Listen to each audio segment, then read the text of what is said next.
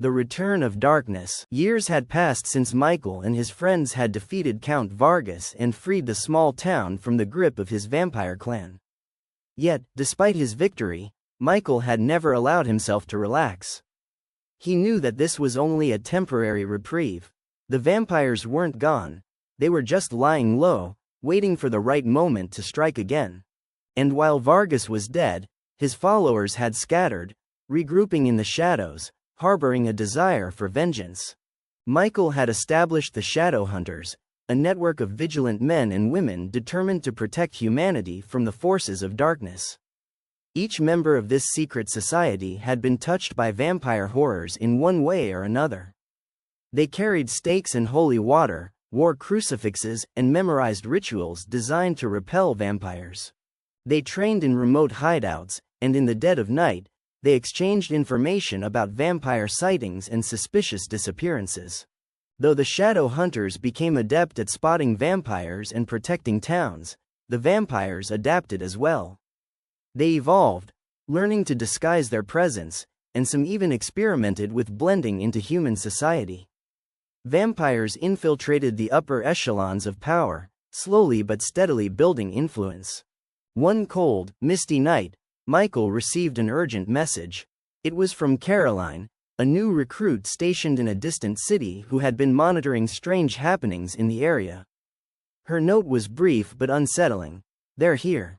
Preparing for something big. People are disappearing every night." Michael knew it was time to take action. He gathered a small team of his most trusted allies and set off toward the city where Caroline was stationed. They moved under the cover of night, avoiding the main roads and keeping a low profile. The City of Shadows. When they arrived, the city had a strange, eerie atmosphere.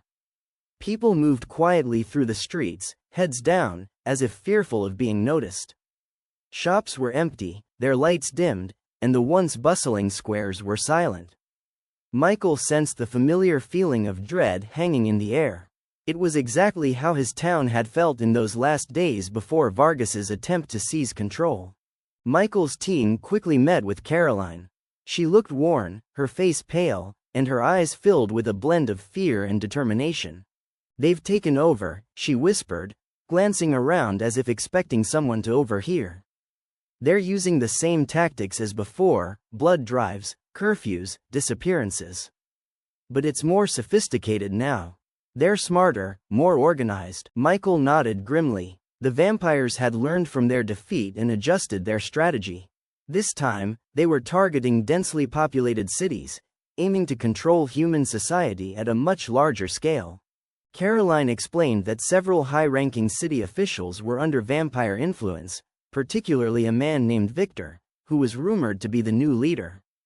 Victor had a reputation for charm and ruthlessness, and he'd used both to rise to power quickly.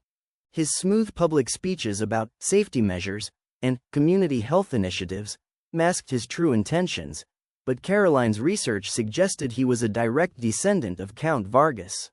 This revelation made Michael's blood run cold. He realized Victor's motivation wasn't just control, it was revenge. He wanted to complete what Vargas had started and punish those who had dared to resist.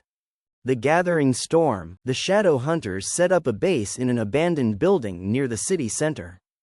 From there, they could monitor Victor's movements and observe the activity in his headquarters, a towering building with darkened windows and a foreboding presence. Every night, they watched as people entered the building, many of whom never returned. Michael's plan was to strike Victor directly, to cut off the head of the operation before it could spread further.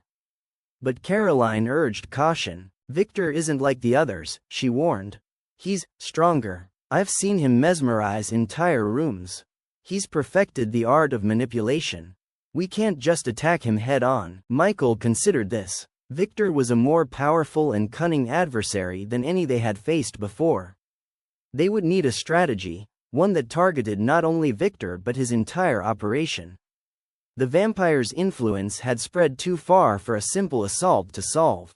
Instead, they began to gather evidence, planning to expose Victor's true nature to the public. They collected documents, testimonies from witnesses who'd managed to escape, and photographs of missing persons who had last been seen entering Victor's headquarters. But it was risky work. Every day, they risked drawing unwanted attention. One evening, as Michael was sifting through documents in their hideout, Caroline burst into the room, her face pale and urgent. "They know," she whispered, panic in her voice. "They know we're here. Victor's people have been asking about outsiders in the city. We have to move." Michael wasted no time. He called his team together, and they quickly packed their things, abandoning their hideout. But as they slipped into the night, they were ambushed by a group of vampires, led by none other than Victor himself. The vampires attacked with a ferocity that caught the shadow hunters off guard. Michael fought with all his strength, wielding a silver stake and holy water, but Victor was a formidable opponent. His movements were impossibly fast, and he seemed almost toying with them, as if he enjoyed the hunt.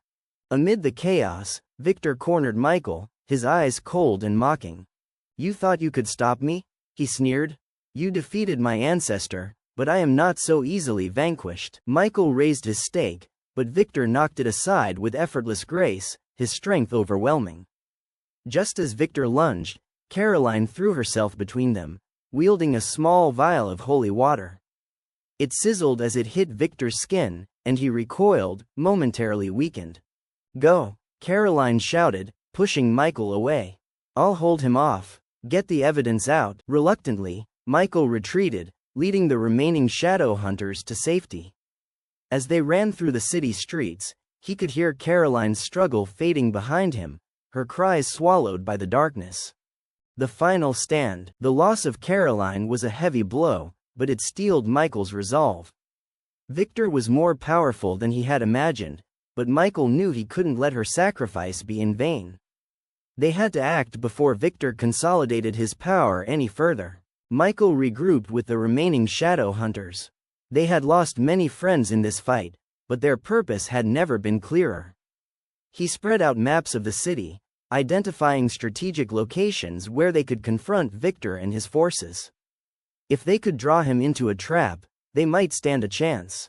Under the cover of night, the shadow hunters launched a series of coordinated attacks on Victor's followers, weakening his grip over the city. They sabotaged his blood storage facilities, exposed hidden vampire nests, and planted evidence of Victor's true nature in places where city officials couldn't ignore it.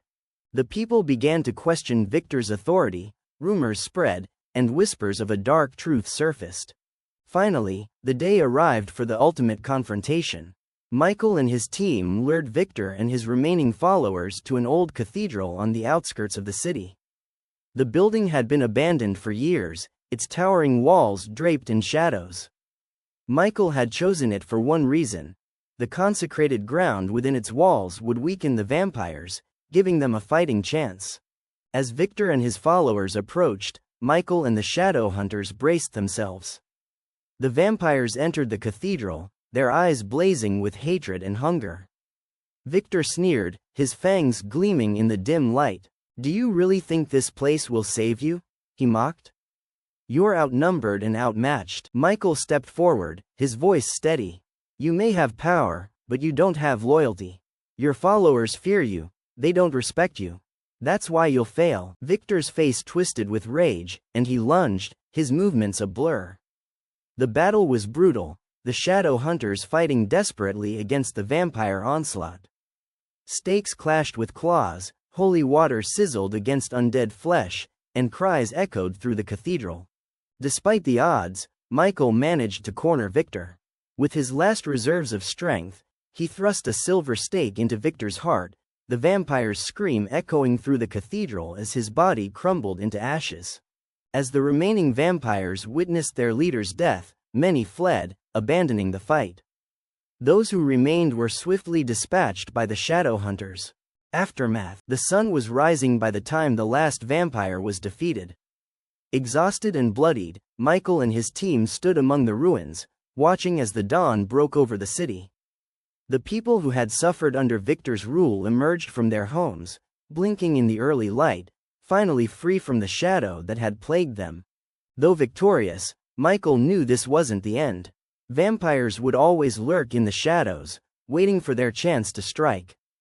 But now, humanity had the Shadow Hunters to protect them. As he looked out over the city, Michael felt a sense of both triumph and loss. Caroline's sacrifice weighed heavily on him, but he knew she would be proud of what they had accomplished. Together, they had thwarted Victor's plot and saved countless lives. And as long as there were those willing to stand against the darkness, humanity would endure.